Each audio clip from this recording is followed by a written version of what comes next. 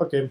Um, if any of you have ever heard or seen anything from Extrovec, probably it has been thanks to Instagram. Or perhaps you have seen a pink universe of videos, 3D videos with weird and confusing content that either you love or you hate, but in any case, they usually leave no one indifferent. We were asked to come here to the NIFF and talk about the relationship between our work and technology and the influence this may have on our projects. And in our case, technology plays a fundamental role, and without it, we could not do what we do. But before going into that, we'd like to talk a little bit about our story and how it's been the creative process of all the clips that we uploaded to Instagram. For that, we'll go through different videos with diverse topics such as the Me Too movement, the human inequality, or the influencers phenomenon. And we'll try to explain where we get the inspiration from, some social aspects, and we'll stop in some of the videos to explain the role of technology.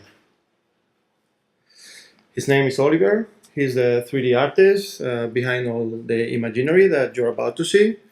And my name, as some said, is Bruno, and I'm the producer. We are coming from Berlin, and we are known as Extrovec.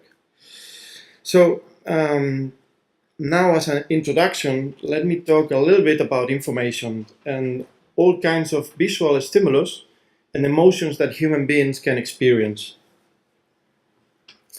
90% of the information a brain gets is visual. We live in a visually overexploited world, and we have a lot of information at our disposal.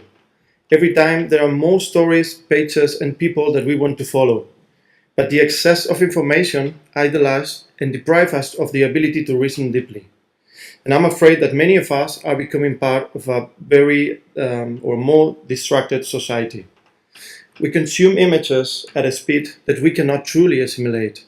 And this excess of a stimulus produces excitement, releasing dopamine, which in return creates addiction. And when this is missing, we simply get bored. So to better understand our story, I would like to quickly tell who I am and where I came from. I grew up in Cotton. It's a small town in East Germany where I first studied physiotherapy, and very soon I realized that it wasn't for me.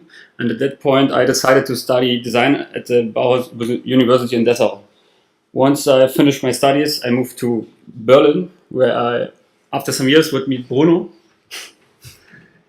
who was at the same time running different architecture projects, but I will go later on that. In Berlin, I grew up as a 3D artist, working mostly in the advertising area, and together with a great team at the company called Seesucht. It's a design and production studio where I was involved in projects of this kind.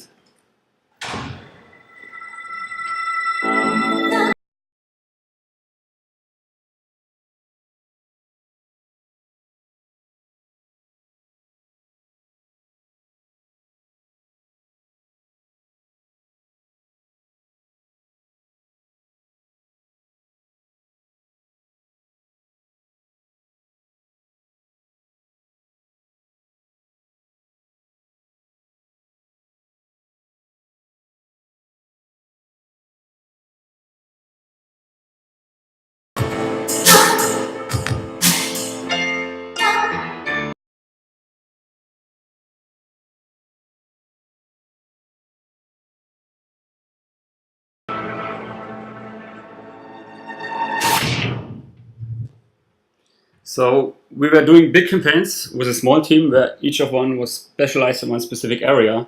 And as a technical guy, I was more responsible for R&D and effects. And it was last year, I was still working in the agency. I was using my rough technical test, take part in the 36 days of type contest on Instagram.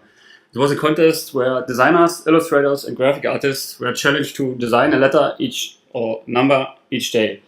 And here are some examples.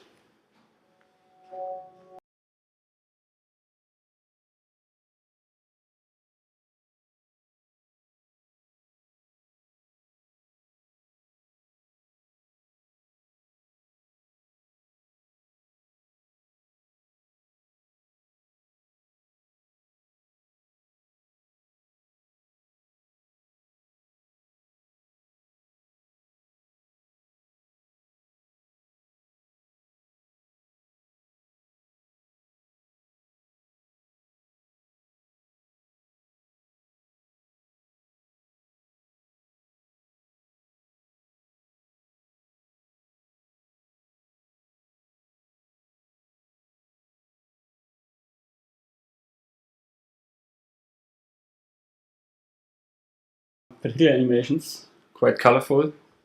Or here with cloth simulations.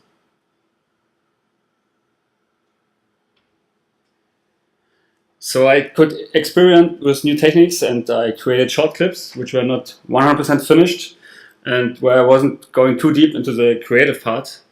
And during the contest I was promoted several times in the feed of the site, and I started to win a lot of followers, receive a lot of feedback through comments, which certainly motivated me to continue. So once there were no numbers or letters to animate or to design, I decided to move up uploading more personal stuff and to introduce other elements to the video. And at the same time there was Brexit all over the news, and the United Kingdom was trying to jump out of the European Union. And the world reacts like this.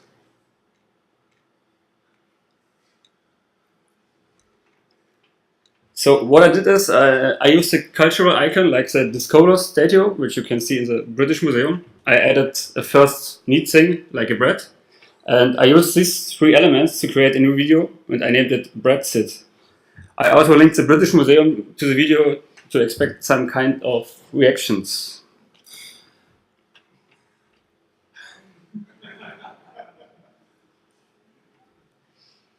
Well, obviously nothing happened with the British Museum, but what it did happen was a massive reaction from the viewers, including hundreds of compliments.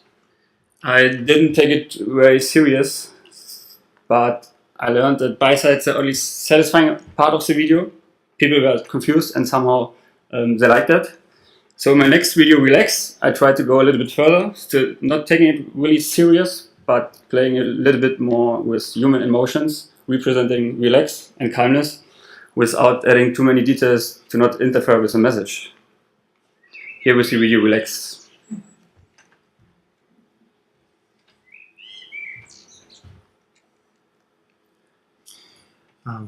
But I guess that having your balls folded for some people can be as relaxing as stressful and tense for others. So the video generated a lot of controversy, making people have conflicting opinions. Days after, I uploaded a new video called Step into the New Matter. And so far, doing these videos was all about having fun and learning. But with the last one, where I wasn't that explicit, I tried to represent how we as human beings move on different stages in life. Nevertheless, still some people were seeing strange things, and of course some other people kept seeing. So, by the way, the video got very, very viral, with more than 3 million views and 4,000 comments only in Instagram. And we learned that the videos went viral because they did such a good job of evoking a reaction out someone's interest and compelling them to engage or pass it on. Anyways, parallel to this, the popularity of the videos increased. I started to receive a wide variety of proposals. This was the moment when I asked Bruno to join Extraweek and take it now one step further as a design studio. The thing that we love from motion design is how powerful it is to communicate so clearly some sort of message so the viewer can change his mind. And unlike the audiovisual world, with 3D design there's a total creative freedom, and that fascinates us. If we go back in the 20s, in the early days of cinema, people had to squeeze their imagination to find a way to film what they had in mind. And to introduce the next topic, we have brought to you a good example of it that probably many of you already know, but for those who don't, just keep an eye on it.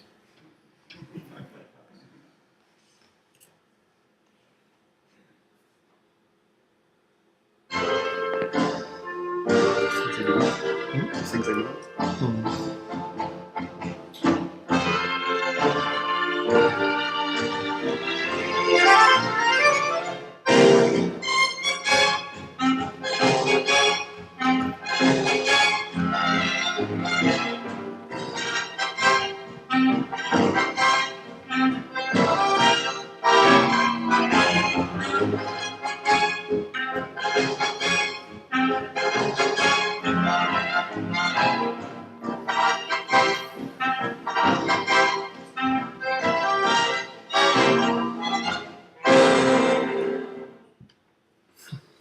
Playing with the eyes as a topic, I created following videos, with one eye crying, which is one of my favorites.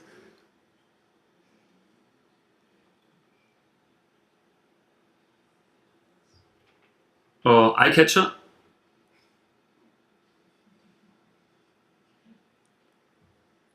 Or this one, out of sight.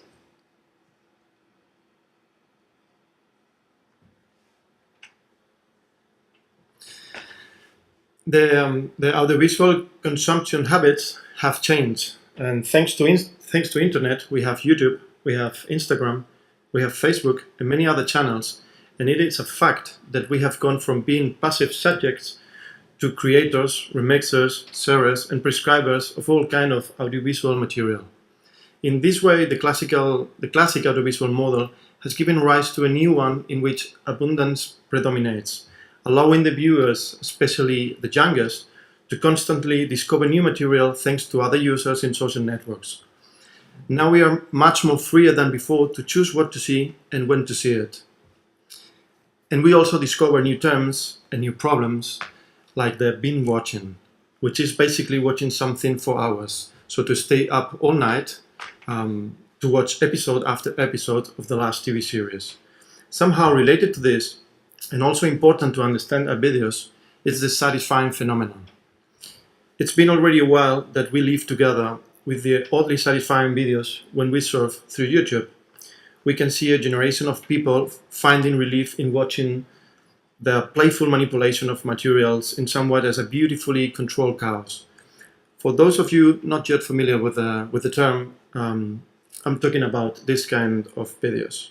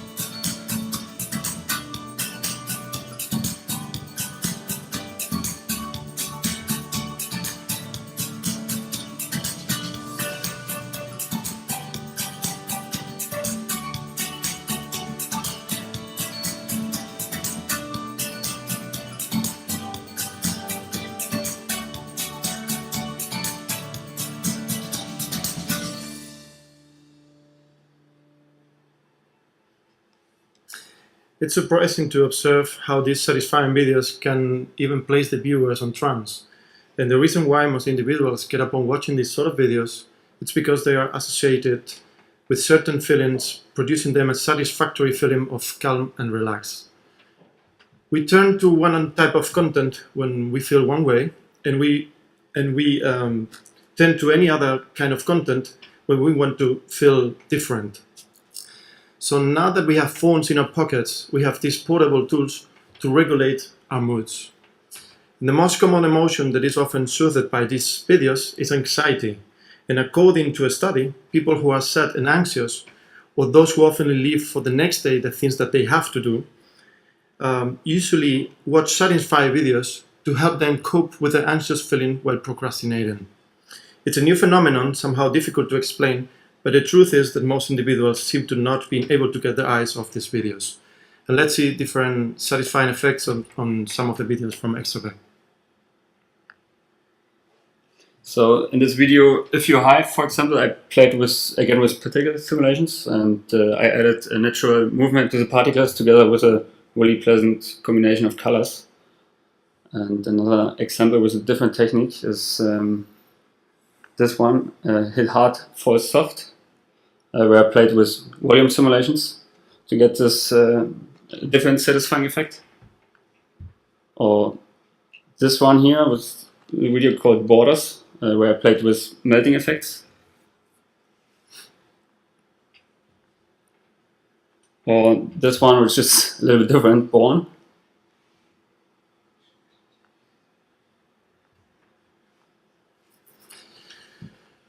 So, going back to the initial topic, we are noticing how reality every time seems to have less and less impact on us.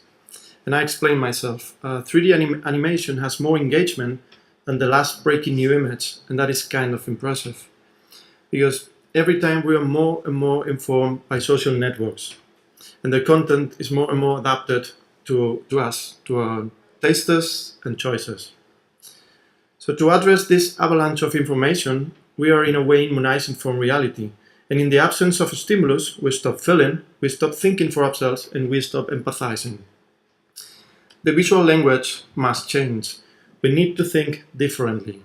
We need to adapt, because it seems that we do not empathize with a real image as much as we do with a 3D animation that represents the same reality. So when we think about the Me Too movement, we try not to represent the obvious. We seek to play with emotions by capturing the resulting feelings of the real world and representing them in a different way. In summary, we could say that we take a step forwards, generating a discussion, while simultaneously stepping away from the topic. We take the viewer, we take him or herself out of the comfort zone, encouraging people to think for themselves. So whenever we see things like this, I think it's also correct.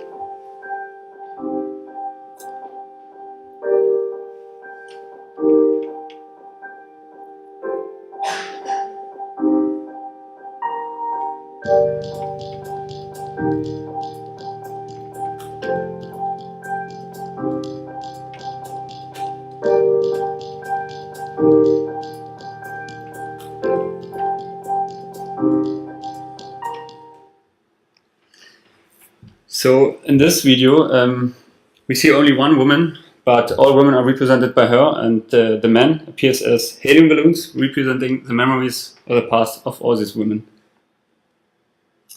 Another example, when we want to go through the influencer phenomenon, according to things like this video.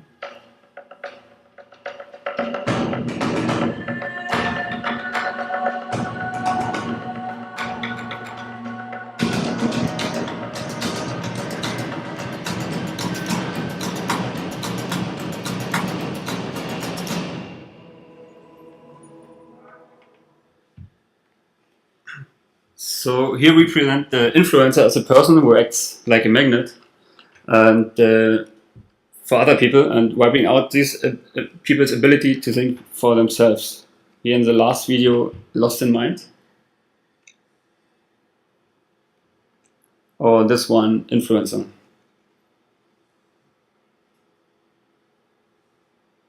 It's not moving. And another example for human inequality, as we can see in the next video.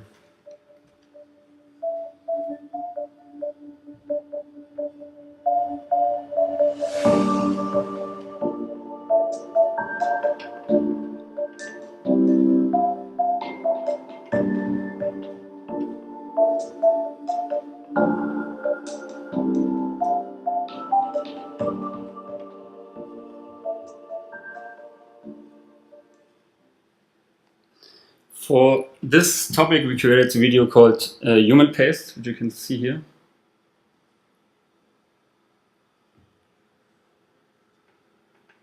Or this one, Dropout. And in this video, it's represented how part of our society is being oppressed by the other part. A society that treats humans as something to use and throw away, where personality of each individual is basically cancelled.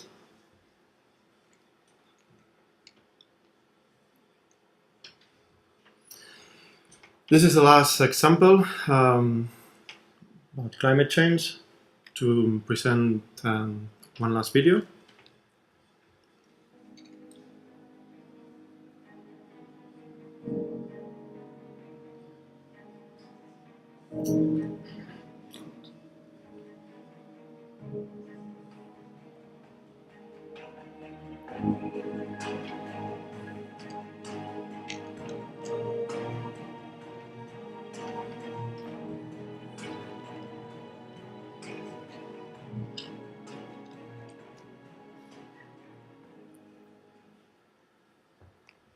This is Plastic Love.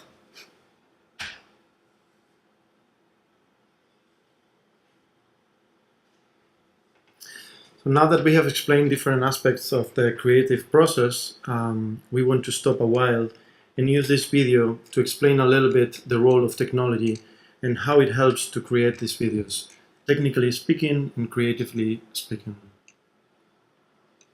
So if any of you is in 3D animation, I think you can have a short break because I'm going to do it really, really basic.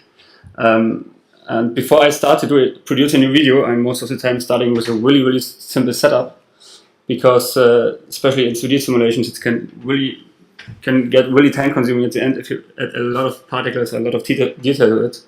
And here, for example, for this video, I started with a simple cube and added some gravity to it. But in this case it was not satisfying enough, so what I did is I added some softness to the cube and still not enough satisfying. I played with a setup and got something like this, which I and happy because it was really satisfying because we talked about this topic. And go one step further, I added another cube basically. And speaking about the cube, it's important to understand how the software works. So inside of the cube, they are placed here, for example, around 1,000 small cubes and spheres, and all the spheres are connected by small lines and holding everything together. And I can now control for each sphere how much it basically connects. So with this test, so I replaced it with an actual geometry. In this case, it was a bottle here in low-res simulation. Then here in higher simulation, where I added more spheres to get more details on the corners and on the overall shape. And this was basically ready to use for the bottle. And there was another part with the faces, which it's a little bit different. Is it playing? Yeah. So here we can see our self-made tracking software we use for the video, but no, obviously not. What we see here is a professional face tracking setup from the Planet of the Apes movie, and we didn't have this kind of hardware or software, but we used something way more simple and usable. So what we did is we used the Xbox Kinect. Maybe some of you have this at home, and there's software out which tracks the face in almost real time. And here you can see me in front of the computer where the Kinect is staying in front, and we can do it this basically with a 60 euro hardware. So it's pretty amazing, and without having a big face or heavy tracking setup on the face or markers in the face. So here's the first simple talking test,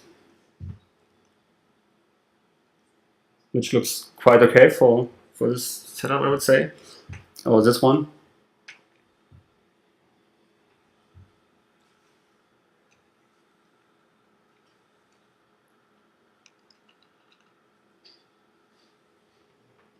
Or here starting for the final video to practice a kiss. So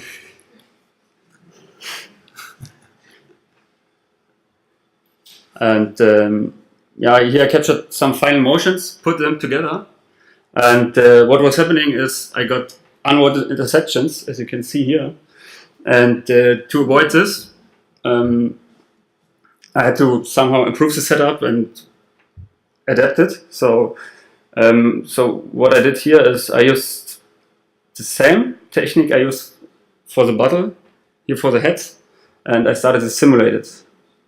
So, and what was coming out is something like this. So it was really hard to get the right motion, and it was happening what's happening 90% when you're working with computer simulations, because they are so heavy to interact and take long to simulate.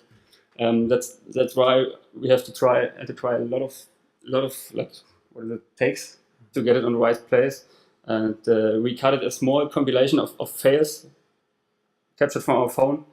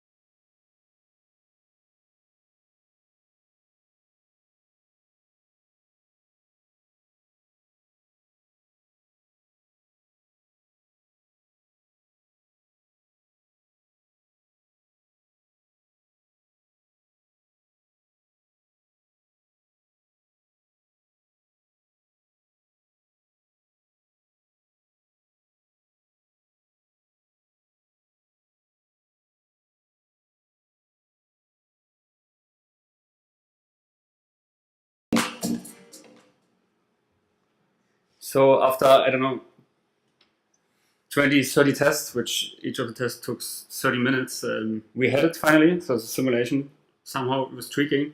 And when this was finished, this animation was fine, it was fixed. I started with lighting and texturing. So here the scene with a simple fill light.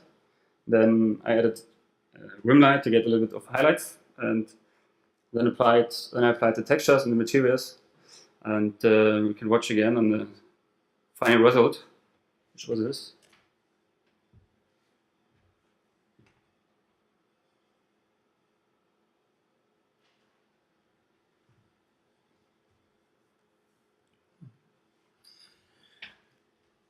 So with this last video, Plastic Love, we were talking about the face tracking technology that we use and how easy it is to use it at home. And now we want to talk about Kinect. The Kinect system identifies people through face, body, and voice recognition. A depth camera that sees in 3D creates a skeleton image of the people, and a motion sensor detects their movements. Speech recognition software allows the system to understand spoken commands, and gesture recognition enables the tracking of people movements. Although Kinect was developed for playing games, the technology has been applied to real-world applications as diverse as digital signage, virtual shopping, education, telehealth, and of course art and design. So to better understand how it works, we are going to show it on a music video. I was working in my old company for the band Moderator.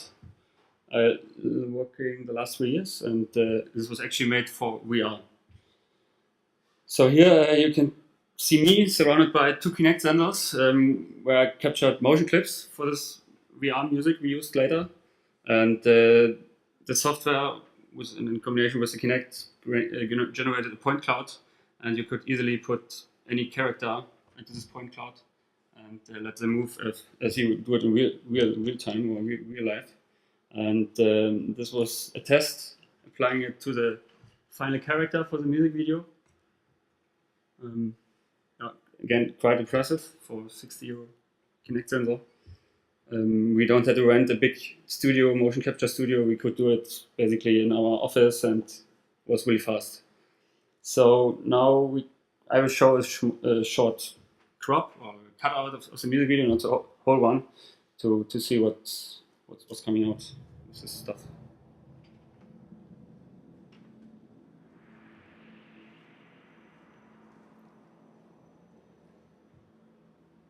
I steal from the beggar's empty plate, give to the fat man.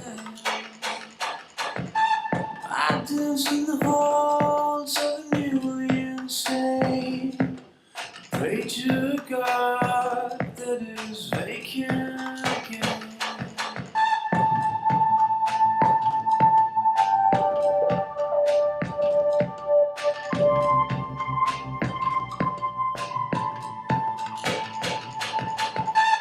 Dark is the shadow, filled with prejudice, no pride.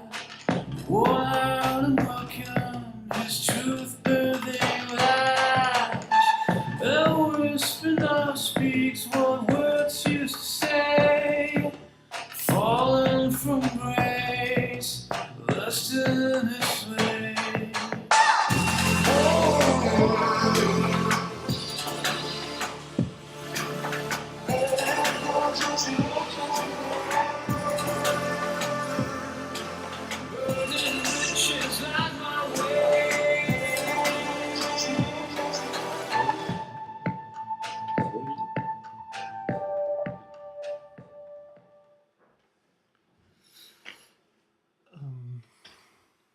So in art, but also in advertising, what you say is as important as the way you say it.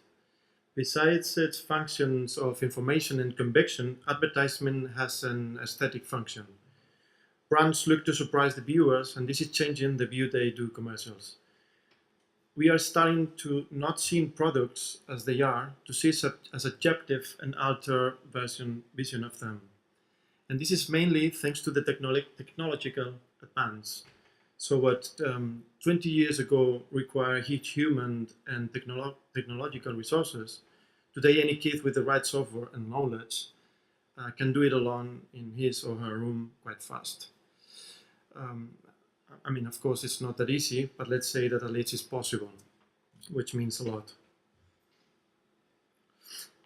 This year, we were asked by Valentino to create a new campaign for the Asian market to present a new collection of bags. We had a really short time to deliver the project, and we had to include 8 bags. So we decided to use the 3D scan technology for the bags. And this is a good example on how technology has evolved. In this picture, we can see a professional setup for 3D scanning that, of course, we didn't have. And here we can see a studio setup to scan the bags by taking pictures of it. In the end, it's as easy as taking some pictures with a camera or even a phone, place them in the software, and you get results like this. So this one what we got. So it's not perfect, but it was a good starting point to remodel and texture it. And this looks like after remodeling.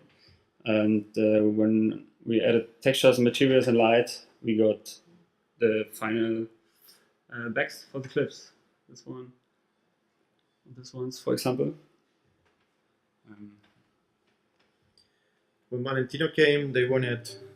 Let's see the video.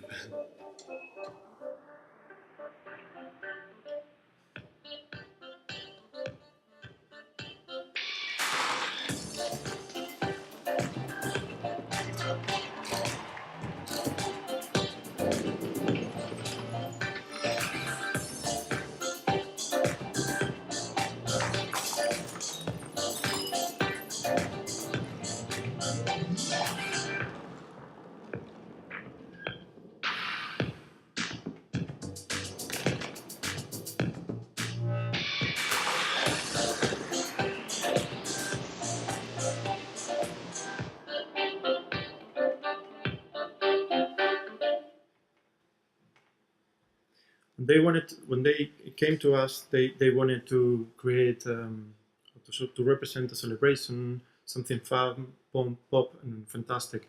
So this video was we made it inspired by Charlie and the Chocolate Factory, where we imagine a seemingly real world that has a fantasy world. So in our work, both the one that we upload to Instagram and the one that we do for clients, there is always the intention of making the viewer feel something, and whenever we can, we try to provocate and to confuse. For us, the name Extravec is already a statement of intentions, and it explains very well how we want to be. Extravec is the combination of the words extra, where extra means being more than what is usual or expected, and Weg, which is the German word for path or way. So with all this imaginary that we upload to Instagram, we aim to create for us an identity or a philosophy or an attitude. So when a client comes to us, it's not looking to have humans or smash eyes. They contact us to create for them something that could connect and touch the people the same way that the videos does. Thank you very much.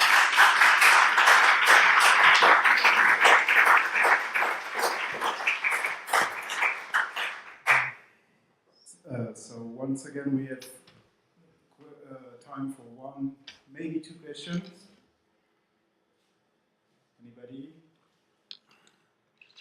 I have one. We heard about Gilles Jobin talking about VR. Have you planned on doing such implementing such technology? Not directly we are, but we are thinking, now Facebook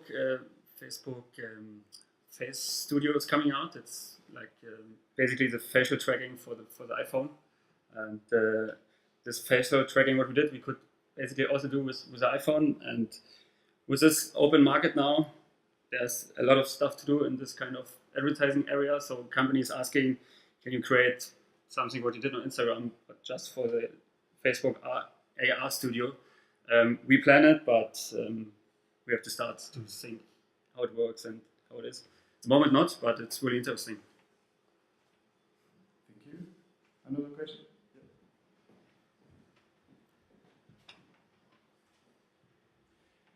So I'm a science journalist, and so I'm kind of obsessed with the media crisis. And this was interesting. Do you think you have kind of a solution to the attention problem the media are struggling with?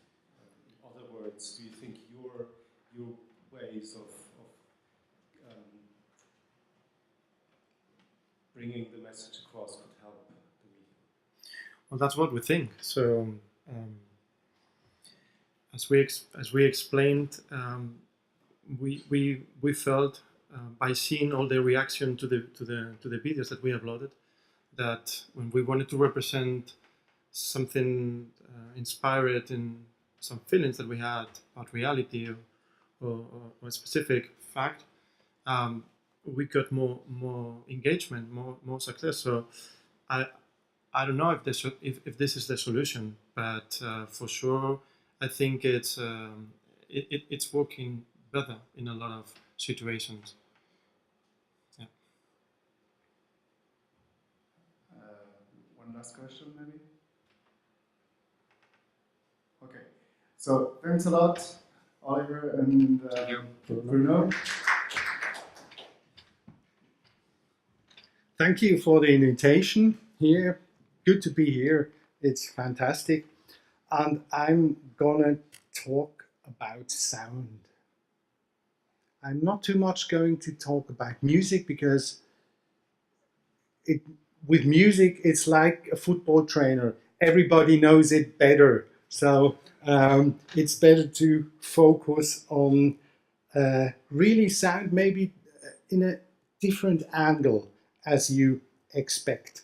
So for sound, we start with listening. Sound, a most effective dimension of human perception. Sound, you don't see it, nor can you smell it, neither can you touch it, but you can feel it. Sound is an invisible energy, touching and capturing you immediately, at all times. Some of the time you don't realize it. Sometimes it feels unpleasant. Sometimes, however, it entices you, embracing you in its arms. Then you dream and feel inspired. You begin to see images and landscapes, finding yourself in extraordinary spaces. Sound affects, always. Whether a human voice, music, sounds or noises, or the combination of all of these. It is sound that makes things come alive, such as your home, a movie, an exhibition, a museum, a shop, some device, or an application on your mobile tablet, or an entire world of brands. So this little introduction to come in the mood of hearing. And when I say maybe 2-3 little things about sound, I don't tell you about the inner ear and how it sounds physically, but it's interesting, like to the visual and the acoustic world, that they're very dominant in our world from our 5 senses we have. But there are some differences with seeing and hearing, which I want to point out a little bit. Seeing is like the ego is searching. I am searching for information in the world. And in the English, I and I have even the same sound. And technically view, we see with a frequency spectrum of 1 octave. This is the doubling of the frequency. Hearing is from principle totally different. With hearing, we let the world enter us. We let us touch from the world. We get in vibration with the world. We hear with the whole body. We do not just hear with the ears. We hear with the whole body. And we do that with a frequency spectrum of 10 octaves, which is amazing, which is 10 times doubling the frequency. if we would have an 11th octave, so if we, with a young ear, you hear on, up to 20,000 hertz, and with one octave we would hear 40,000 hertz, so we would hear microwave sounds and all this crap also with the electronic communication. So we're happy just staying with this 10 octaves. And but this is amazing. And if we are in a very, very quiet room or space and hear just the tiny little thing, it's actually the diameter of a water, of a hydrogen atom. This is the movement in our ear. The diameter of a hydrogenic atom, which is actually almost nothing. And we hear it. It's transported into information. So in a shortcut, when we could see as good as we hear, guess how far you would see a light bulb with 10 watt power. Guess what do you propose? How far you could, if your eyes are that sensitive like the ears, how far could you see a 10 watt bulb? 10 kilometers? Yeah, 10 kilometers. So is nice? Something in between? Propose. It is 1,000 kilometers. This is the sensitivity of the ear. And so also from the minimum to the maximum, this is factor of 2 million. So this is a weight measure who measures the spectrum from a rice corn to a truck. So this is actually the dynamic from low volume to high volume. Then I ask you to close your eyes and just to listen.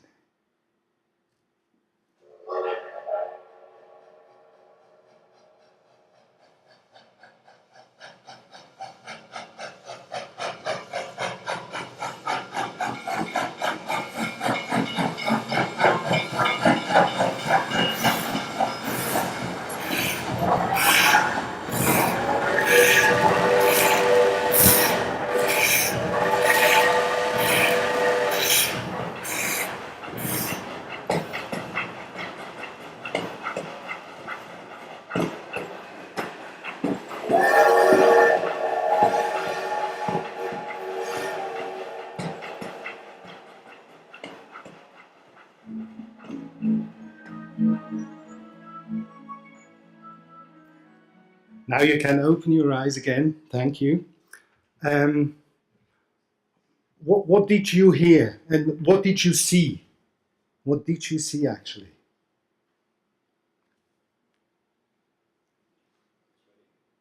Where was that located? Where was the train located?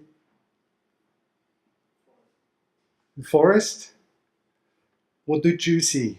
Train in the forest? In a station? What did you see? Western. Thank you. And you? Yes? You saw yourself on the train. Very nice. So, thank you very much for sharing this. This is actually one of the main angles I work and think sound. Everybody in this room heard the same sound file of a locomotive. And in every of your head, you had your own picture. So that means with sound, I triggered a life experience of you, which is your own life experience.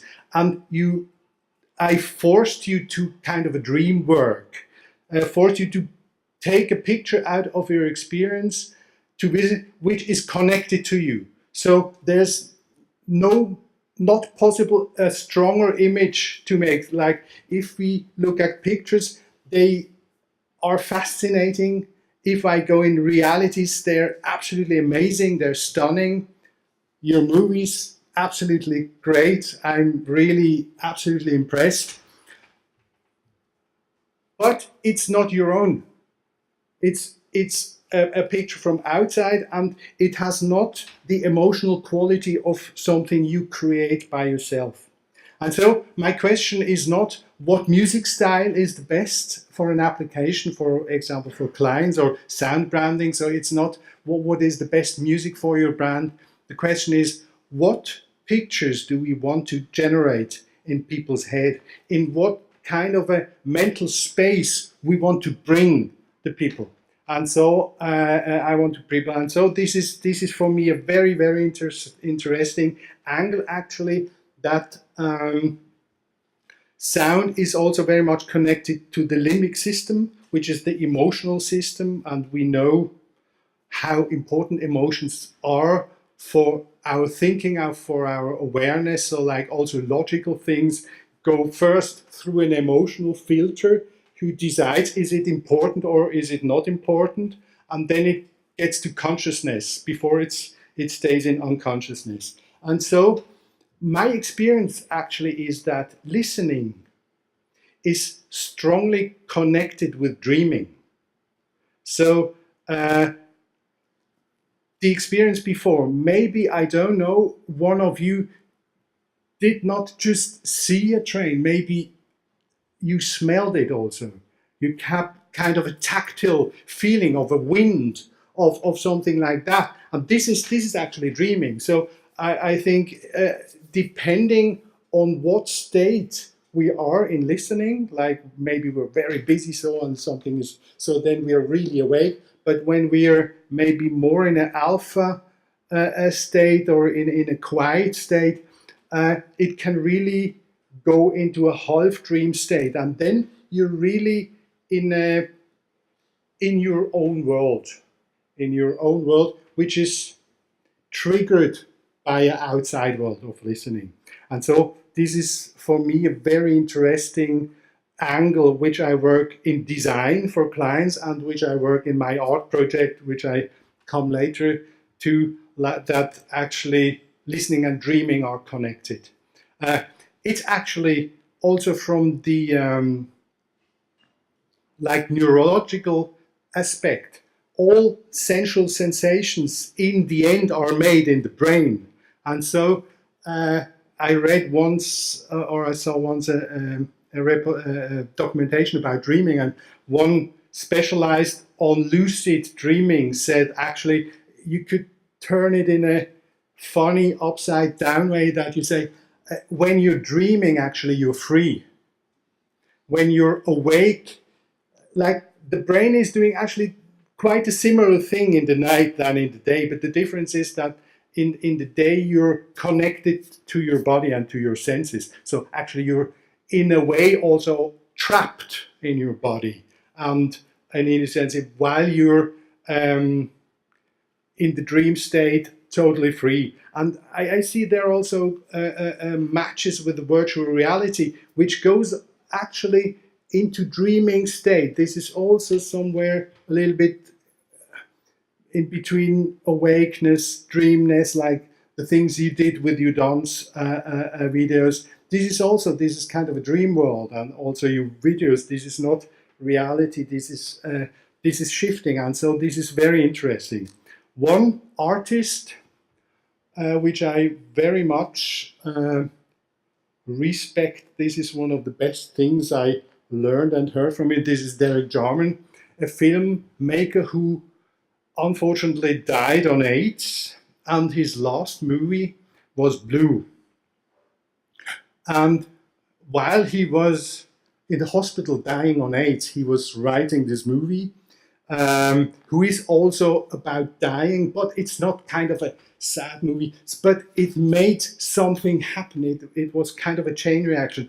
All the London art community, this was BBC, famous actors, Brian Eno, different bands, and so they really jumped into that production and made a thing which is incredible. And this is also, for me, this cinema in your own brain with your own picture. So I show you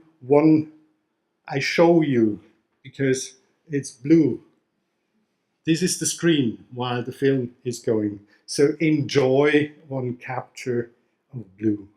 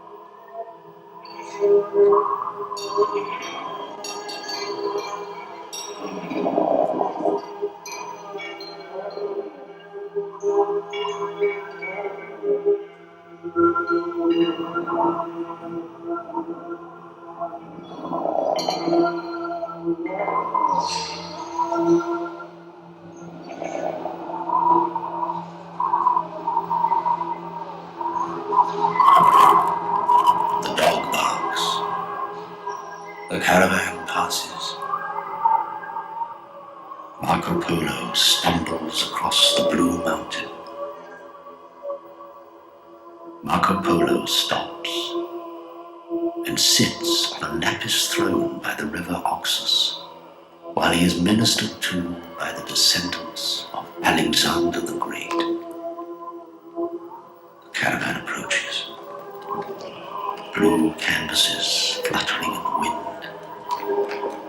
Blue people from over the sea, ultramarine, have come to collect the lapis with its flecks of gold.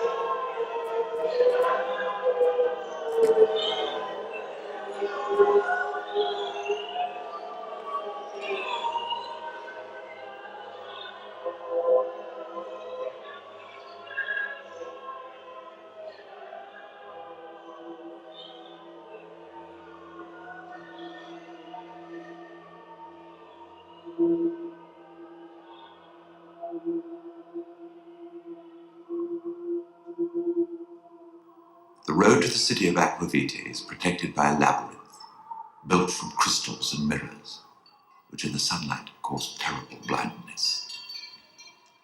The mirrors reflect each of your betrayals, magnify them, and drive you into madness. Blue walks into the labyrinth. Absolute silence is demanded of all its visitors, so their presence does not disturb the poets who are directing the excavations. Digging can only proceed on the calmest of days, as rain and wind destroy the finds. The archaeology of sound has only just been perfected, and the systematic cataloguing of words has until recently been undertaken in a haphazard way. Blue watched as a word or phrase materialized in scintillating sparks, a poetry of fire which cast everything into darkness with the brightness of its reflections.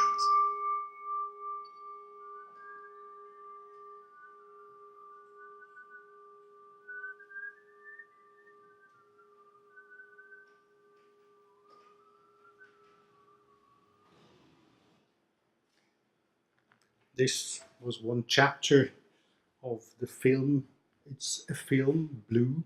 And the British guys, how they are, it was transmitted in the radio, and you can write to the BBC that they send you a blue postcard that you can watch, hearing it in the radio. So they keep their humor.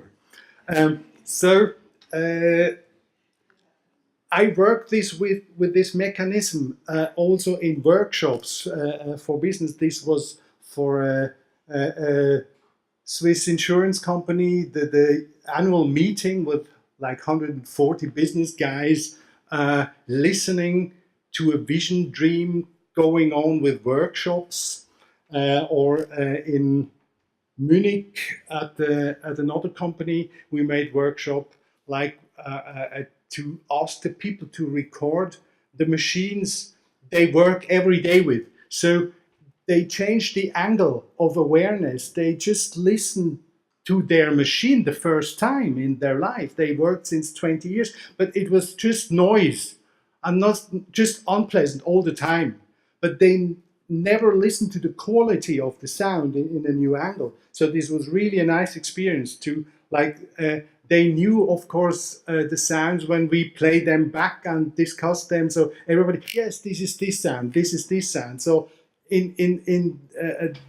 it's like really going away from past, which are like the normal past. So I really like also your approach, which is also mine, really to go one step beside, to get an awareness of things. So it's this actually, what I want to say, sound works as standalone dimension, more than you may be expected. So some sound in audiovisuals is mostly the visual with the sound serving the image. This is okay. This is perfect. I do that every day, or this is part of my business. This is sound design or making. But it's possible to turn it upside down. It's possible to make a movie, a thrilling visual movie, but the story is told by the sound. So it's sound with a background picture. So this is actually coming then again closer to people's imagination and people's own pictures, which are triggered. So you can make a room out, so you can like visually establish an additional room to the one who tells the story. And so actually this is very interesting.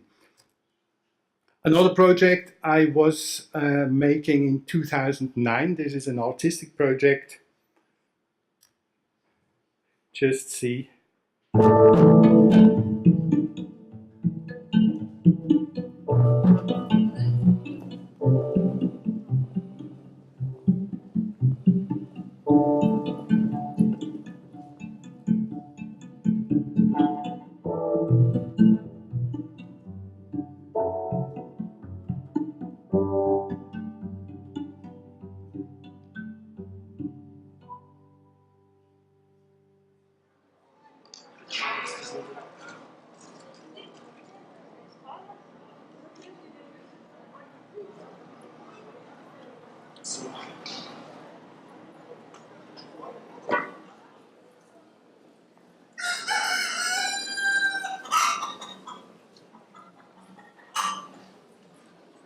Entschuldigung, warten Sie nur einen Espresso?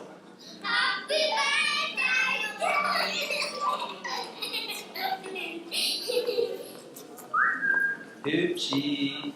Ja. Siehst du mal draussen?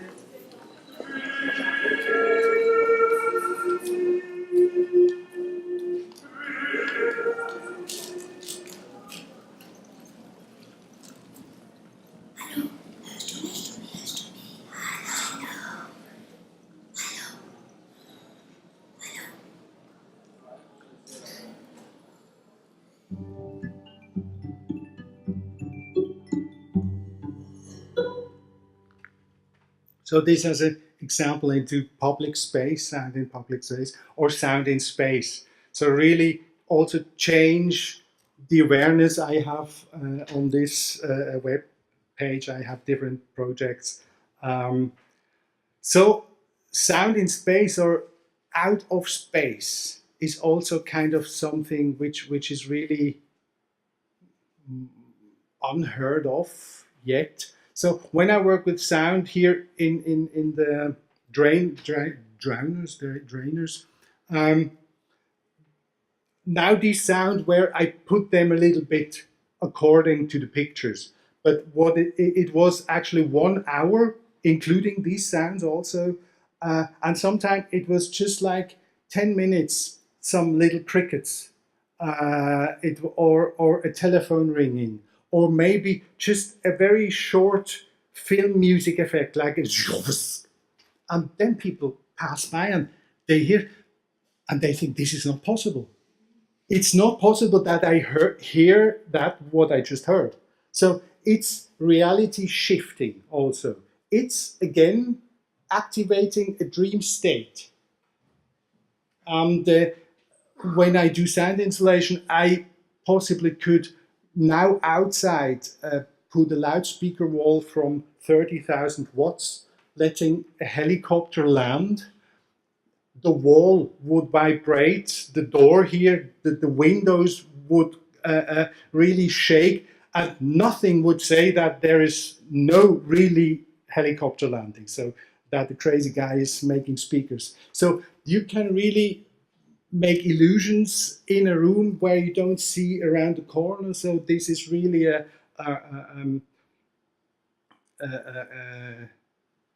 construction site, and actually what it really is for the guy behind the wall, it's just like speakers.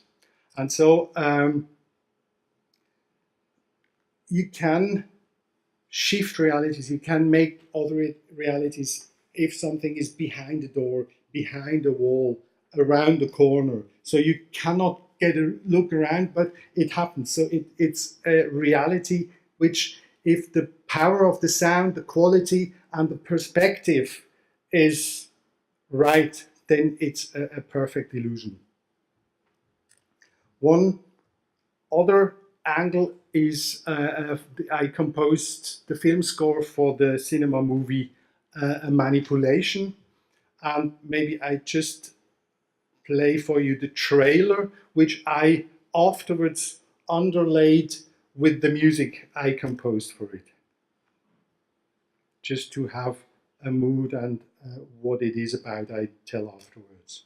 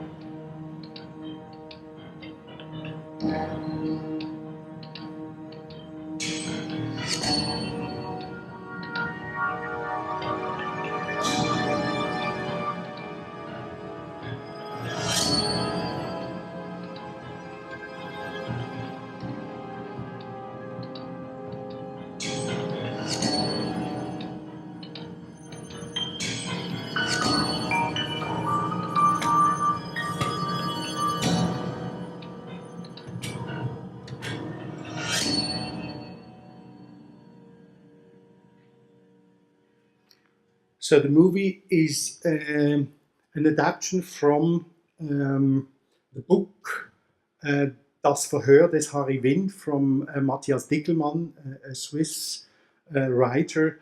and it describes actually the situation in the Cold War, and he describes in a fictional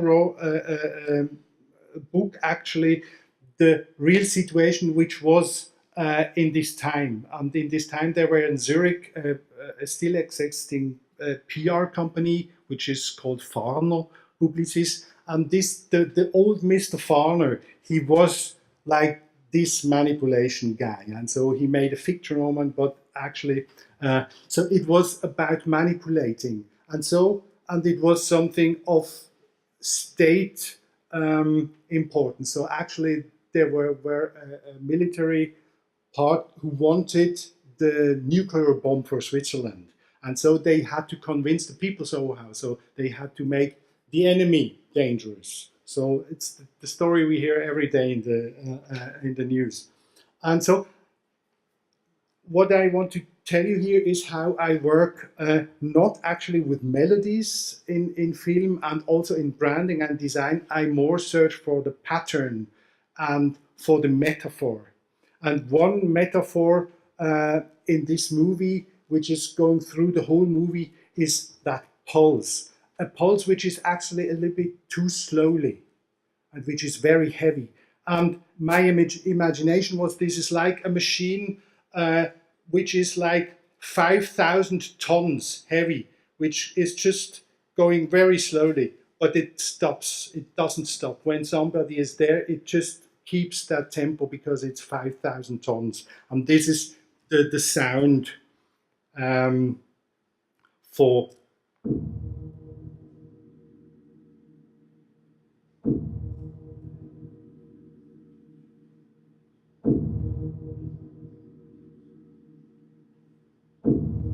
it's actually originally from a deep piano sound with hold the string, and then really a special reverb effect on it, which works just in that tone that it has kind of a harmony, like a chord, and just half a note beside it was total disharmony, and it was really that one which worked with this sound effect.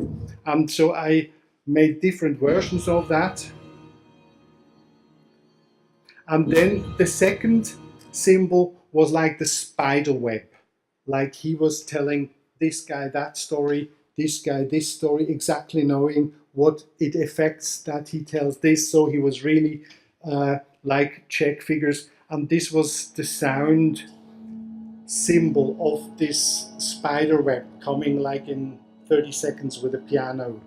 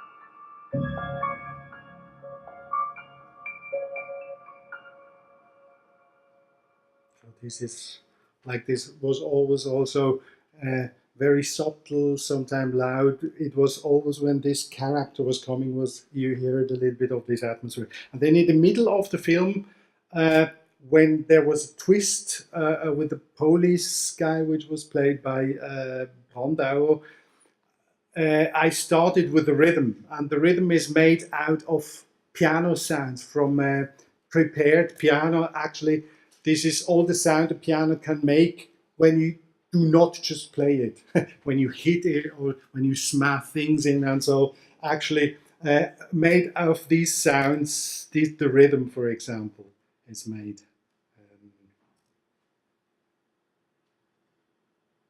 Possibly.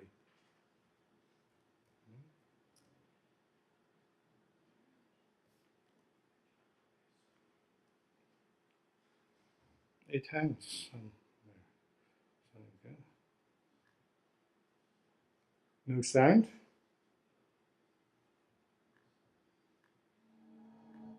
Ah, this sound file doesn't work. Sorry. So,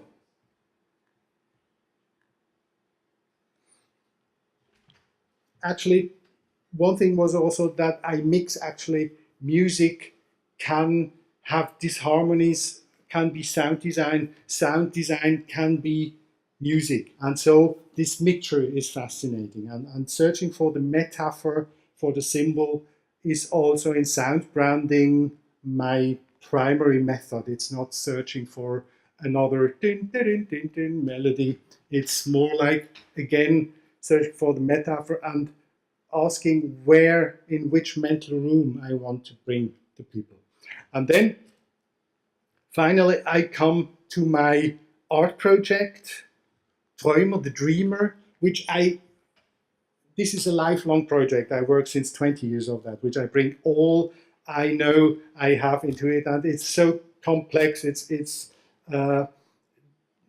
desperately complex because I try to bring all these things together, which is actually not really possible, but I keep on trying it. And so I make one experiment after the other, and that you have maybe a little bit an idea how that could sound. This is kind of a little excerpt from different live performance I did, so you have a little bit an idea where it goes.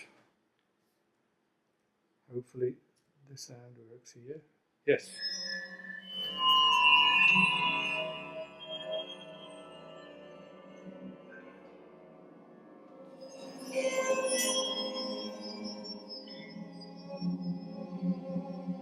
Ich ziehe jetzt meinen Traummantel an und wir tauchen ein in die Traumwelt.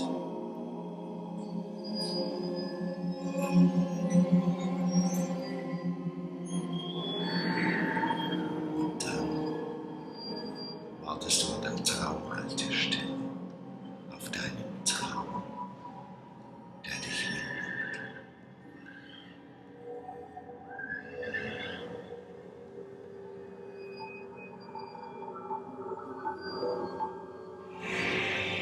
Eine Stadt von Maschinen mit Seelen in den Himmel gebaut.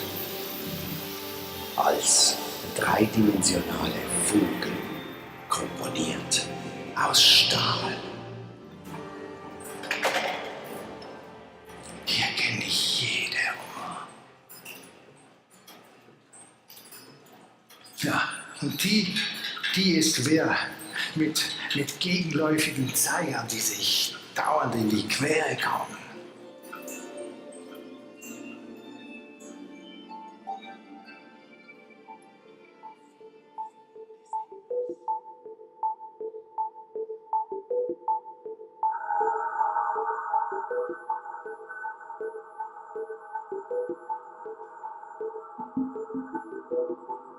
Blätterschützen meiner Weide schweben über dem Weiss des Tischs.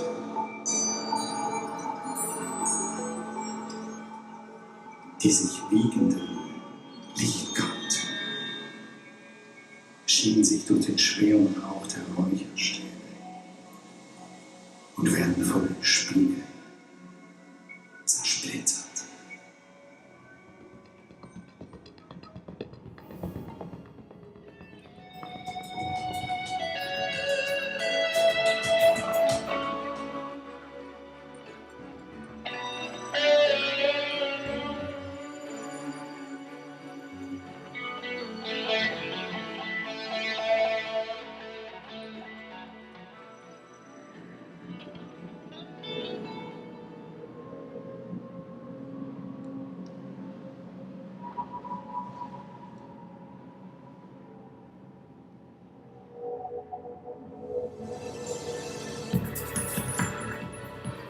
So there's a little impression where I'm experimenting, searching. The next search is actually at the 10th of November in Arberg. There's the Mystic Arberg Night.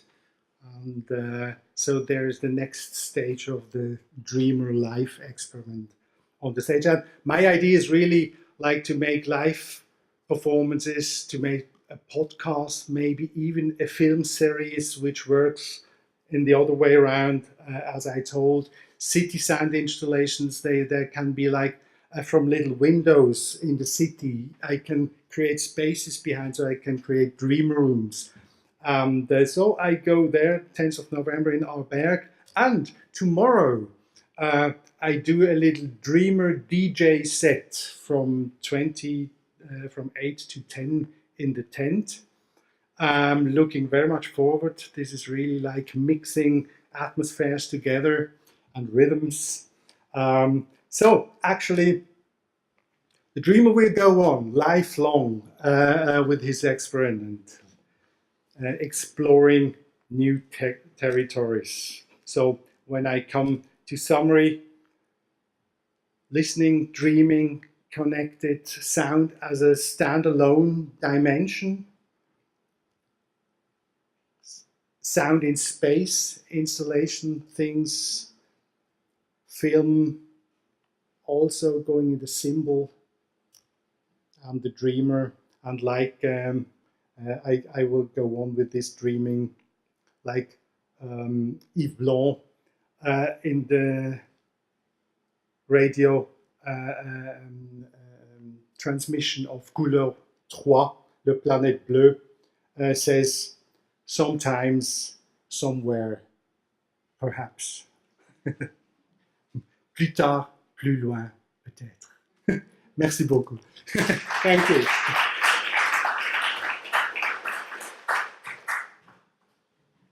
So I'm going to empty the room because I'm going to ask all our guests to come on stage for the round table, which will be moderated by Matthieu Jaccard, who's an art historian and an architect,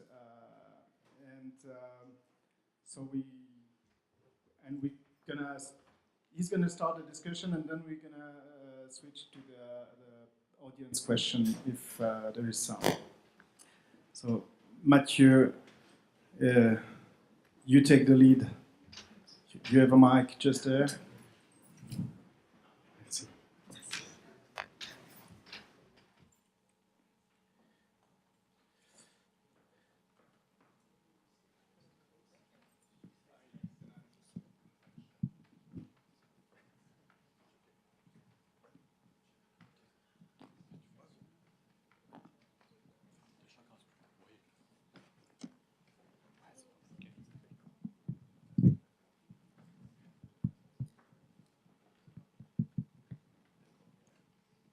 Any much?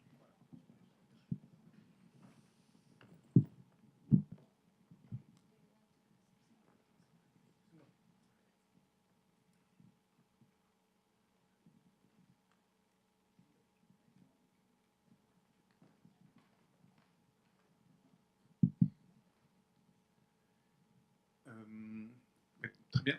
Je pense que si des personnes veulent s'avancer, il ne faut pas hésiter en fait. Et puis même, je pense que la discussion doit être assez ouverte, dans le sens que si une personne a une question ou envie de rebondir sur quelque chose qui est dit, il ne faut pas hésiter, parce que je pense que c'est l'avantage d'être en petit groupe, c'est que ça peut être un petit peu informel comme ça. D'abord, je voudrais remercier toutes les personnes qui ont fait ces 4 présentations que j'ai trouvées the presentations, all 4 of which were really high level, fascinating, incredibly well prepared. It was really a huge opportunity for us to be able to benefit from your expertise. So now I have this role of animating this roundtable discussion. I'm not going to talk about myself, or as little as possible. And what we really want to do is to hear from the very interesting speakers. Pour commencer, en fait, So to start, j'ai observé quelque chose, c'est I que observed something, which is that on a trois intervenants ou we groupes have d'intervenants three qui appartiennent groups à peu of près à une même speakers génération, who are from one generation, more or less. But Philippe, Weiss, Gilles, Jobin, and Fabrique, they are three projects that started developing in the 90s, 97. Gilles Jobin, his first choreography, Fabrique, has been around since 97, and 20 years of work that's been presented in that exhibition that you talked about quite a bit. Philippe Weiss, you received the Mano Prize in 1994, and that was when you started developing your projects. And then we have a younger generation with Extraveg. So I just like to start with the Once Upon a Time, because we now have this idea of context with regard to new technologies and the impact on art. But what was it like in the 90s? And perhaps we could start by questioning Fabrique. Whether Peter Weiss, Gilles Jobin, you obviously have not necessarily a classic training, but choreography, music, and then new technologies, digital interaction, interface, and so on that have come into your work with Fabrique. It was really the starting point. You were studying architecture, of course, but very quickly you moved into this question of new technologies and the interface with digital possibilities. What was it like in the 90s to kind of show up with a project like yours, and how did you succeed in finding support, interest, and really create your structure? When you say that Gilles Jobin says it takes 5 years to convince someone, but that's the film world. In architecture, is it better? It took 10 years at the time. 5 years later on, and maybe 2 now. As you said, we have a classical training. Christopher, who's also with us in the audience, we studied architecture with some difficulty because we were already a little bit marginal in terms of what we were being taught. We were really interested in radical architecture from the 1960s, but also all the work by Peter Rosenman, who was testing and experimenting with form and trying to introduce work processes, rereadings of the history of modern architecture, but with contemporary philosophy. So that was kind of the the setting, experimentation in architecture. But then it was the opportunity makes the gives us your chance, really. We met in the middle of the late part of the 90s, and with the event that was arriving, which was the emergence or the appearance of the web, and the lucky opportunity for us was to be in EPFL research labs. We were curious to wonder, what can we see how architecture and territory are transforming with contemporary phenomena, and then to anticipate what was going to come, because we had the opportunity to work with machines that weren't really available to everyone. So in terms of how we were received, it's a little bit by science. It's like science fiction when we started, when we said we could do architecture online, on the internet, or with the internet, when people didn't really know what the web was.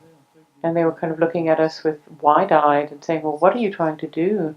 That's not architecture. There are no buildings. There's no concrete walls. Whereas we thought that they were structures that were emerging, territories that were emerging. And then you became professors in the early 2000s at the ECAL, and that means that there was an atmosphere that made that possible. You were able to say we need to organize instruction around this kind of practices. 2000, that was quite early in the process. in terms of, you know, the generalizing use of the internet.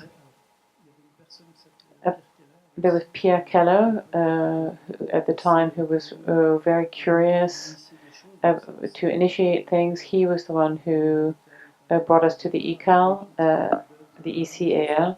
And when Pierre Keller hired Christopher and I, he said, "You'll see that thing, Patrick, you're doing in 3 years. It's over. It's like video. We're not going to talk about it anymore in 3 years' time." History showed otherwise. I smiled at the time, of course, because I didn't think that was going to be the case. But indeed, we were able to initiate the teaching around the subject for the ECAL, more about interactive design, or interaction design. So we had this profile that we're interested in territory, space, interaction in territory and space, so the effect of communication networks and the impact on architectural forms. But then we developed that work with students in design, and we continue to do so today.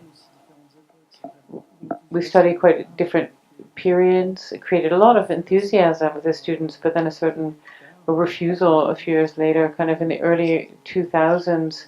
There was a kind of brutal frontal rejection by students of digital technologies. It's kind of paradoxical. And then the interest was renewed a little bit more recently. If we could do a little bit more history, if we continue, Gilles Jobin, would you?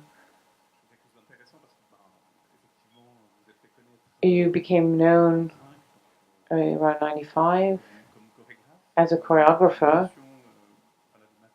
but the notion of mathematics and calculation, organization of space in your first shows, don't they anticipate what you're doing now in some ways, in terms of what you presented anyway? For me, there's something very fascinating in the presentations we saw, that including with the Extravega and the Chien Andalou, we have these things that are completely new, but they're not invented by people who are disconnected from history, and they're really interested in that. So could we talk about that, things that are very innovative today, but things that were already innovative at the time, but they were clearly built on identifiable sources. I touched the computer the first time in 1993, really, when I did a project that I presented to the theater of the Usine in Geneva. That was the first time I did any word processing, let's say, on a computer. And from then, it all developed. I followed along with the rest of the population. But with regard to dance, contemporary dance has always been very much at the cutting edge with new technologies. Maurice Cunningham, of course, a major choreographer. We hear less about him than John Cage, the father of this type of music. Music has more of a influence than dance, but the technology is quite porous, actually, and dance is kind of quite abstract field. Quite often not narrative, or at least not the way we understand it. Generally, it's without text, so it leaves room for music. I created in all of the dance shows I've done. I did Young Guts. At the time, I produced almost as many hours of music. He created as much music for my shows as he had for his albums. So what I invested as a music production was really hours of our experimental music, actually, that were produced. And choreography lends itself very well to experimentation. It's porous and attentive to technology, contrary to what one might think. There have been huge revolutions in my generation. The big revolution was the video camera, not so much to do video dance, but to film rehearsals. So you can immediately look at your work that was really new for your memory. I remember the first editing benches with the first and second, third generations of editing when you couldn't cut and paste the way you can do now. You could do it in film but not in video. And then we came to the cut and paste, and I use the high technology a few years ago, which was to film. So if I wanted to do a sequence and test it in terms of time, and I don't have enough choreographic material, I play with it and make it last, and it allows me to see what it would be like, for instance, in 5 minutes. And technologically, it was incredibly cutting edge at the time. Now it's nothing, of course, but people like myself who knew what it was like before that, we realized that there are some small tools that have become part of our day-to-day creative process. A friend of mine's always told me I'm a geek. I haven't done a coming out as a geek. I really need to do it. He has a cycle called Dance Tech. And so this friend does really the blend of these two things. And he said it's really a niche, and I want to step back away from that, where I didn't want to be held by geeks, controlled by them. And we talked more about technology than the content. And I'm interested in the content, and I think the technology needs to be transparent. I don't think it's a very interesting subject in and of itself, except for certain audiences, of course. But artistically speaking, what matters is the content, and the technology is a tool. I think that's quite important and interesting, the idea that that's why I wanted to start with that historic perspective, because there are a number of existing tools now that have been developed over the last 20 years, more or less. And it's interesting to see now that the relationship, what, for instance, a collective like Extravag, what your collective might have to history. Clearly, the tools not all of the tools exist yet. They still can be invented. But is there a feeling of arriving in something that's already been kind of laid out and developed over the last 20 years, or do you feel like that everything is still open? You can do whatever you want, and we're as lost now as we were 20 years ago, and therefore just as free? I don't know who would like to start.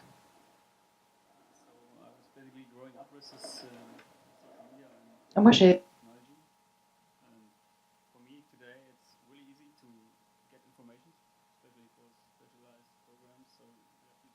tutorials, we can go to forums, stuff like that. And what it changed the last years, I think, is you have to learn how to use basically the internet to get all this knowledge from the technology, because normally you just Google how I do this 3D animation or this motion, and within 5 minutes you get something.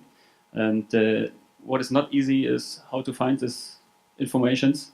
So I would say I was growing up with Google and to finding informations, and we really have to teach us how to use all this technology, which open a lot of new possibilities. So, but on the other hand, yes. So now I see it in the computer simulations. So 3 years ago, I needed 3 processors, for example, to simulate this eye stuff.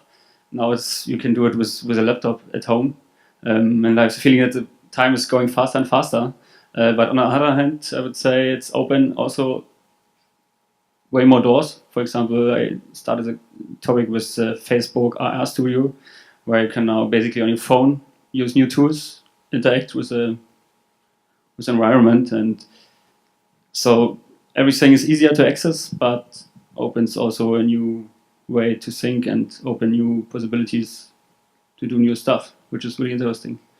Yeah, I see. J'ai l'impression, oui, justement que dans votre travail, il y a à la fois justement la possibilité de profiter de choses qui se sont développées, dont on se dit aujourd'hui c'est formidable que ça existe. Mais maintenant, je pense que votre travail arrive aussi à un point très important qui est de questionner ça. En fait. C'est-à-dire que si on prend Internet, voilà, ça a maintenant un statut établi. Ce statut établi, de questions de manipulation. But now we're talking about manipulation. It's a good way of showing that as long as something becomes established in our society, it's important to criticize it. I don't know if I can talk with Bruno Leòn. You could talk a little about the political aspect of your work, the critical aspect. You were talking about this idea that you like the people who see your work be brought to think and to question their perception of things. It's an important dimension in your work, I feel. It seems to me anyway. Could you talk about that?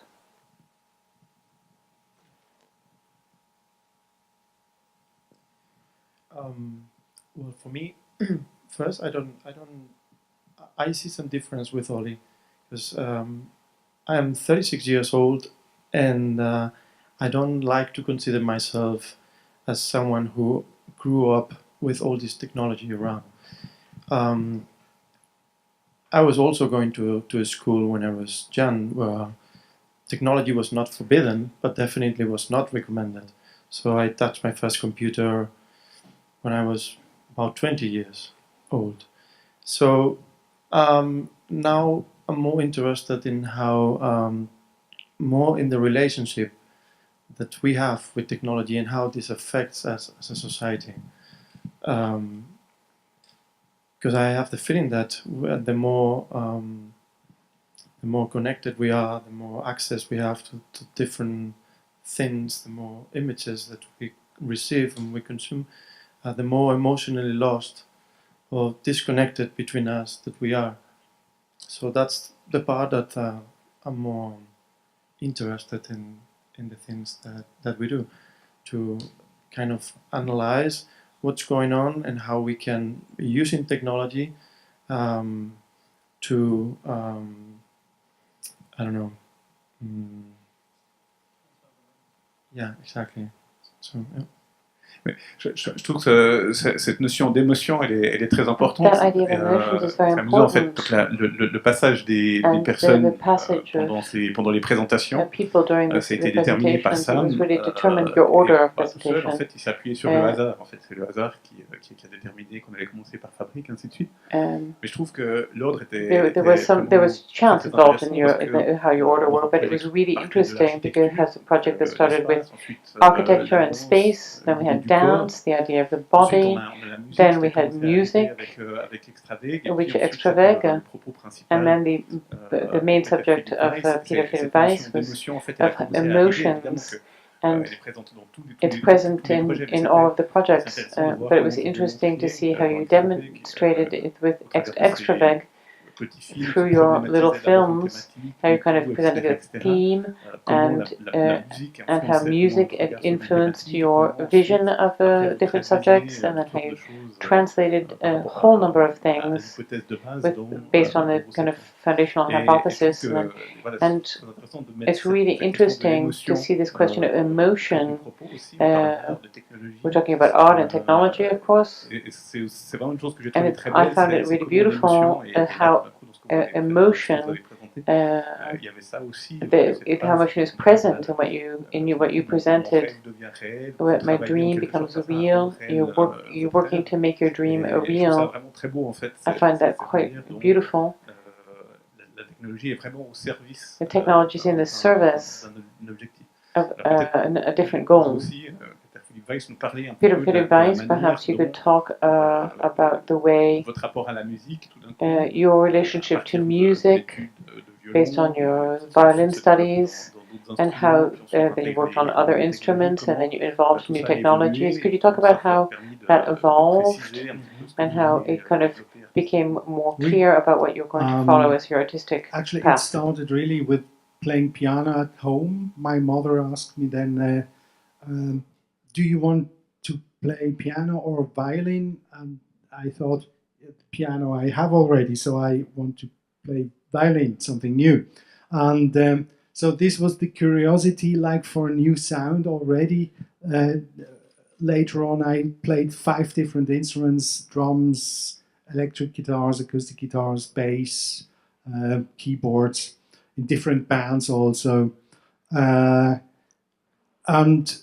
this curiosity stayed, and actually I really come from music. My main aim when I was 20 was to be a rock star. And but time changed. We had actually one a band which which had a huge potential, which I see still now. We were 5 people, very different music styles. Everybody could play 2 or 3 instruments. Pop maybe like a little bit in the direction of Simply Red, something like that, but more groovy, more black rhythms also. But it split it. So and then the opportunity was not anymore like really rock band. And after a certain time, I went into film music composition, and this has other own rules. And further on, when I started with my spatial installation, I really discovered the non-musical elements. So this was one big step away from music into noise, into like sounding things, whatever could be. And this opened a really new world for me, because like music is something I had, and this was really a new way. And now it's really the combination. A lot of my thinking is actually still from the movie time for me, that it's sound. It's when I come down to 3 things, it's music,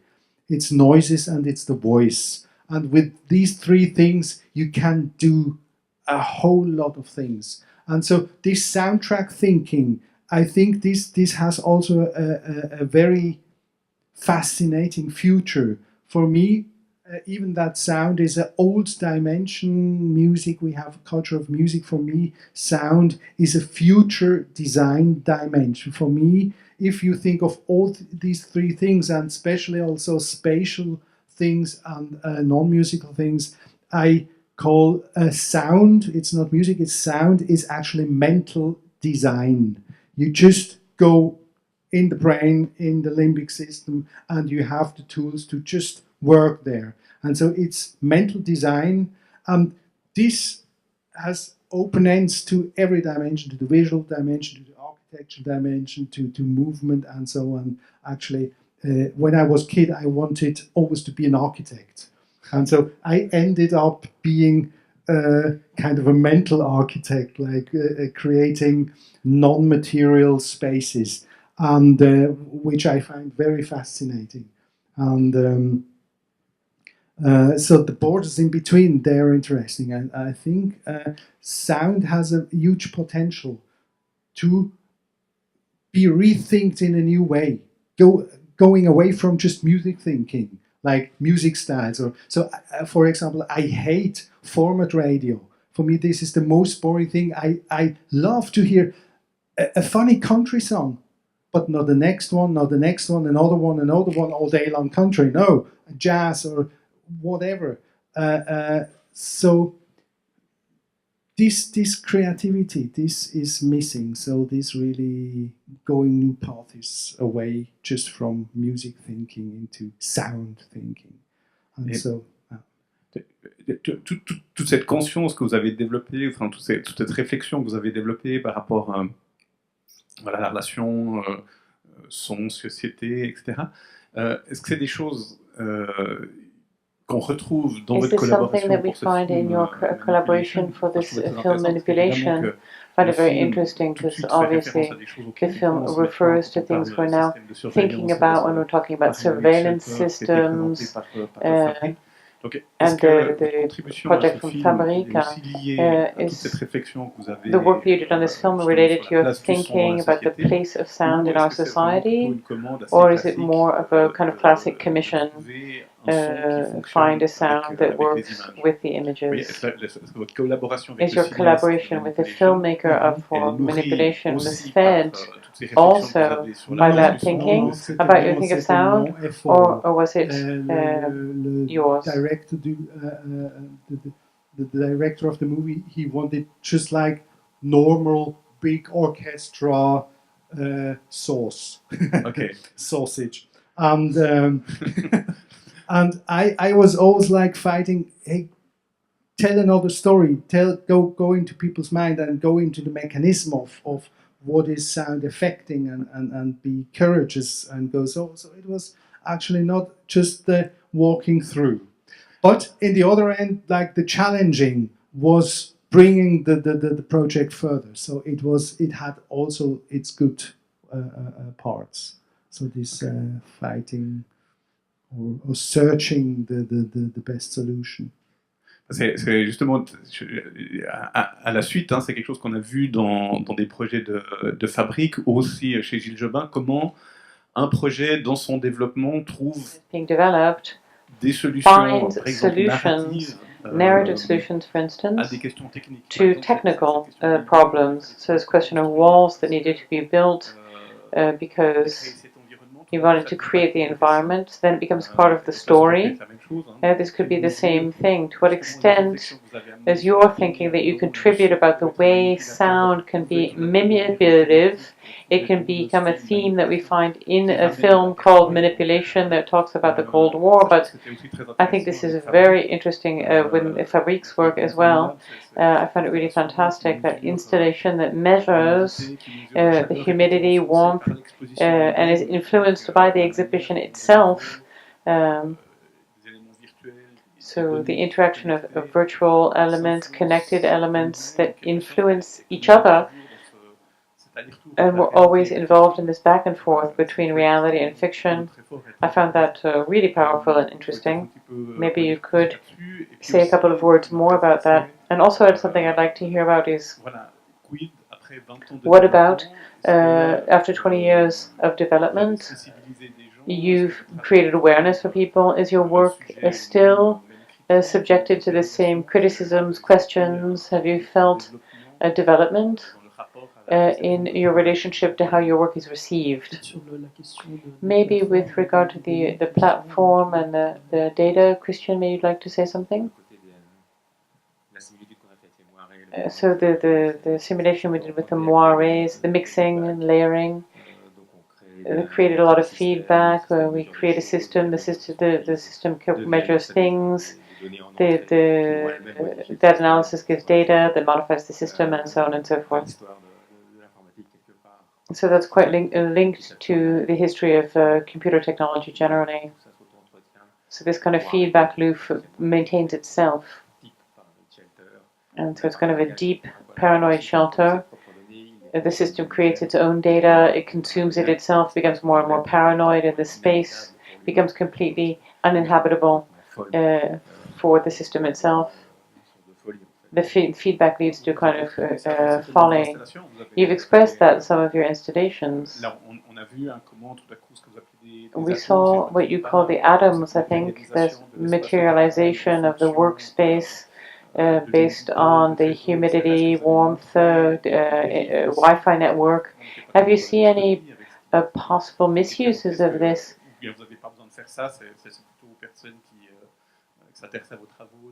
Or is it really your work to itself make these kind of questions, ask these kind of questions? It's true that the work with the atoms, we're in a kind of initial phase. We're really starting with it. We're using it with this the same platform that Gilles Jobin used. We talk with Unity, not to do any brand placement. So you can imagine an immersive situation with that technology, but we're not satisfied yet because we're not in a sufficient granularity. We'd like for there to be elements that can compose amongst themselves, hybridize. We're closing on a system of kind of a visualization of data that could be inhabited modes. Donc c'est vrai que le projet en lui-même, effectivement, je pense qu'il va certainement encore se développer et aller un peu plus loin, jusqu'à ce qu'on refabrique aussi certains éléments. The project will continue until we can build new elements, until we can reach new elements. Une espèce d'atomisation des choses et des éléments impermanents qui seront de l'ordre de l'image. We're trying to create permanent elements that be part of your imagination, virtual and immersive structure and so on. But what Gilles Jobin sur la réception du Gilles might like to travail, react, c'est but in clair terms of how our work has been 20 ans received, plus tard, it's clear évidemment, that 20 years after the fact, la sensibilité des gens à ces problématiques-là n'a rien à voir avec ce qu'on a connu au début. Et puis aussi, je dirais, évidemment, people are increasingly sensitive to this kind of thing, which is completely different from how it was when we started. Actually, we're seeing from from the end of the 90s to early 2000s, a lot of people were writing about the potential, the positive aspects of these technologies, sharing of information, the society of knowledge, and so on. And now, what we're seeing is other effects, and we have a kind of broader reading of what's happening. Des transformations socio-technologiques. Kind of socio-technological transformations that Par are. rapport à ça, il y a tout le temps des nouvelles technologies. Aujourd'hui, on a peut-être ce savoir-là aussi dans la manière nous-mêmes d'introduire des choses ou de les travailler qu'on n'avait peut-être pas nous-mêmes il y a 20 ans. In that context, we ourselves, of course, are thinking of a new point of view, and we have new tools that are available. And of course, it's a very long history. It started during the Second World War, and there's a whole history of information technologies that's absolutely engrossing and very worth knowing about. Yes, so to come back to the question of history, what I've noted is that it's not so much new tools that people are using, it's the way that we use them. And for me, I really feel that there's a generational shift. I work with young people, people who are under 30, and I see the way that they go to look for information. This was mentioned earlier, when you're born with Google, you have this reflex that I'm still learning, actually. It's not intuitive for me, and I'm fascinated by that. The new generation, the younger generation, it's the way they learn, and very quickly they go adjust, they move from one tool to the next tool, and it takes very little time for them to master them, and they can attack something new. I find that really quite different from the way things happened earlier. Previously, it was so difficult to get information. You had to go to the library, you had to go physically to a different space, you had VHS tapes, you had to pass them hand to hand. We had these, and then you had to transfer, whether they're French or Swiss standard, and these things are changing. And there's also the question of suggestivity. And Peter was talking about that with music. Clearly, dance operates on the same type of principle. What we see isn't necessarily what we think. And I operate with suggestions. I suggest an idea, and the viewer takes it up and says, "Oh, but that makes me think of this, that, or the other thing." And so I try to get into the brain of the spectator through image. Abstract art has been doing it forever, but in terms of dance, you can suggest ideas instead of telling them. It's a narration of a story. We're not having anything explicit. I sometimes am surprised about ideas I put in my work, and there'll be dancers actually who capture them. I don't tell the dancers the ideas I'm putting in, but they feel them, and they. There's also something I wanted to say about technology is that there are some things that don't change. With VR, we're in a situation where the field of vision is really kind of like putting on a diving mask. These things are improving, and I have no doubt that in a couple of years we'll have high definition everywhere. It will have augmented reality headsets, but what's not going to change is the position of the spectator. To tell a story from the spectator's own point of view, with their own eyes, their own brain, immersed in the subject. You could have the best technology in the world, it doesn't change the fundamental position of being a spectator. And in all artistic expression, is the position of the artist or the researcher. That's the position that counts, and we have to take a position in relationship to technology instead of projecting and positioning technology in relationship to our art. So there's geek art and art. When it's art, that's art. When it's geek, then it's like wow and exciting demonstration and so on. But the merging of the two isn't quite there yet. I also wanted to say that we have a lot of preconceived ideas. We say architecture is square. A house should be a cube. The first houses were round, actually. The first houses, I'm not sure if the architecture said the first architecture is fire, because fire creates this zone of warmth, actually. And we come together around a fire. And so we this kind of cultural level that keeps us from functioning freely. And technology is just one aspect of that in the end. So really it's a world of possibilities. Technology is it's not that we can do new things, it's that become accessible. Things will, and that's so interesting. The projects we saw of, I can't remember your name, the German guy's Extra Weg, I'm sure he's talking about you. And I think that's really interesting. We have new possibilities, and those new possibilities are quite accessible. So that's all, really. I'm really going to give the floor to the audience. I see some people who might want to interact.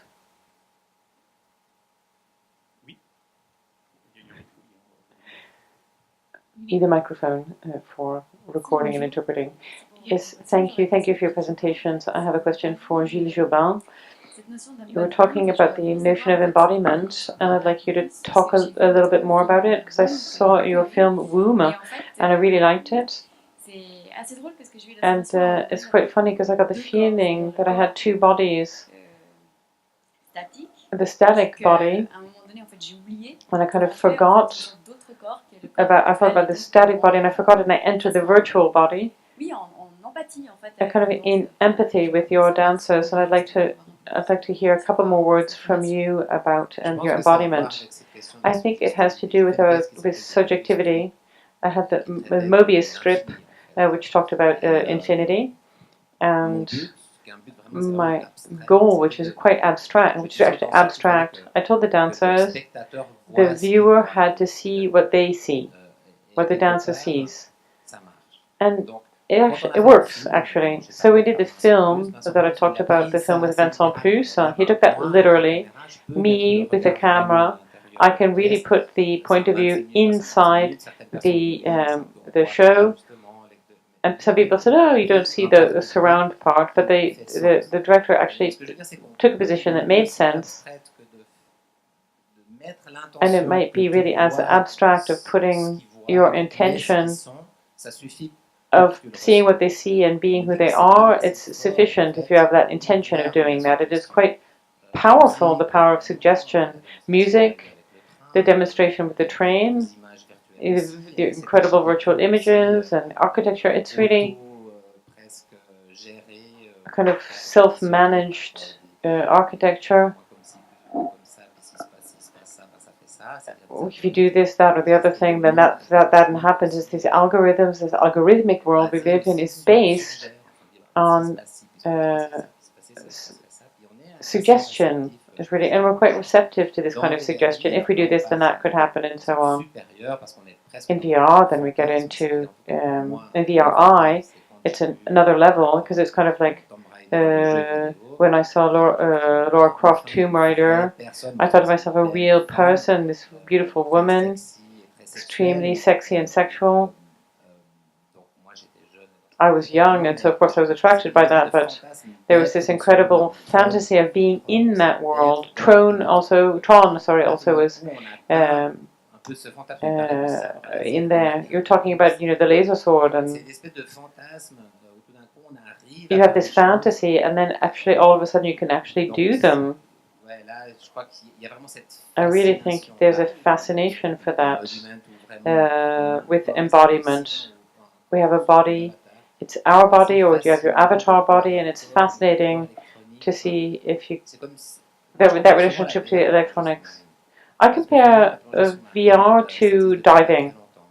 Diving didn't exist for long. It hasn't existed that long. In the 50s and 60s, people said, "Oh, we're going to make these kind of independent diving costumes," and then people bought them, and then anybody could do diving, basically, and you have access to invisible world that you don't have access to. You're immersed in it, but you can't interact with it, and you're in it. You're present in it, and I think the technology has now brought us to that kind of immersion. It's always a back and forth process, I think. But we humans have the possibility of immersing ourselves in elements that aren't ours.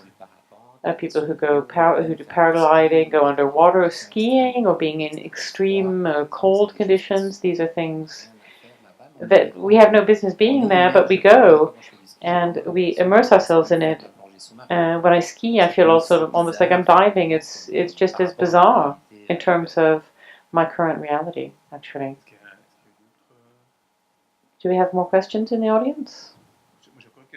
I have a question I'd like to ask, of course, but I don't want to take up all the space. I really just find this a fantastic question, the relationship between the audience and the creator.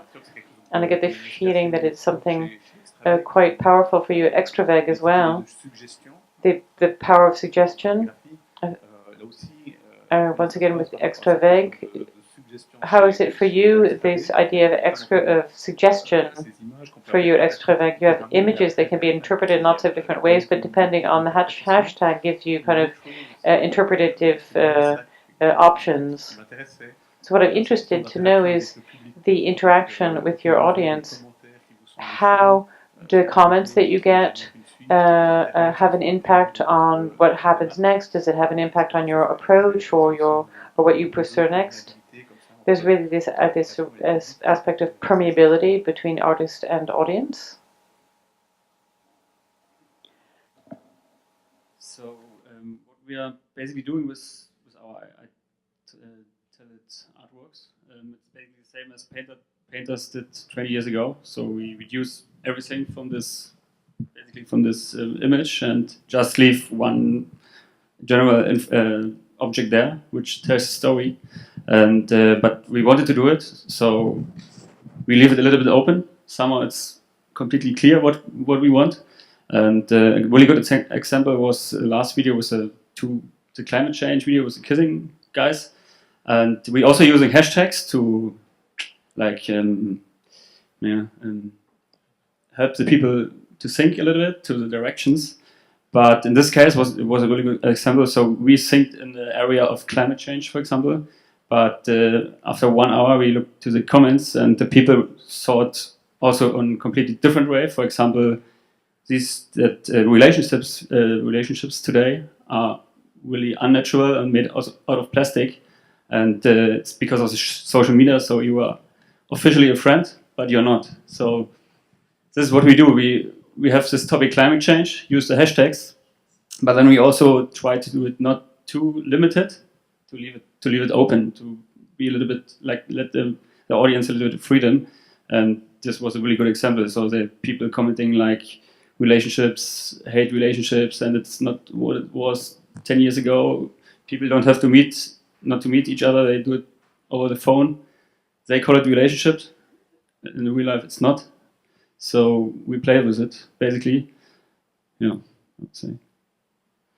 Merci. Je crois qu'on est arrivé au bout du temps qu'on avait à disposition. Il y avait cette réflexion dans le petit trailer qui présente la pièce de Gilles Jobin. The trailer of the work that Gilles Jobin will be showing here next year. We could spend a day testing your process, and I'd really love to keep talking here for a very long time. I'd really like to thank all of you present here, on stage and in the audience. And I really hope that you're going to enjoy what's coming up with the NIFFF. And I really thank you for organizing this day. Thank you, Sam.